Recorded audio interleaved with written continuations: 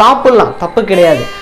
இன்னைக்கு இருக்கிற நம்மளோட சுச்சுவேஷனுக்கு, அதாவது இந்த உலகமாக இருக்கட்டும் சரி, நம்ம இன்னைக்கு எடுத்துக்கிட்டு இருக்கக்கூடிய ஃபுட் சிஸ்டம் அப்படிங்கிறது ரொம்ப ரொம்ப மோசமான ஃபுட் சிஸ்டம். இன்க்ளூடிங் இது எஸ்பெஷலியாக இந்த மந்தில், அதாவது இந்த அக்டோபர் மந்த் அப்படின்னு சொல்லலாம். அண்ட் செப்டம்பர், அக்டோபர், இது 2 மந்த்லையுமே ஜாயின் ஆகி தமிழ் காலண்டர் வைஸில் வந்து இந்த புரட்டாசி மாதம் அப்படிங்கிறது வந்து வரும்.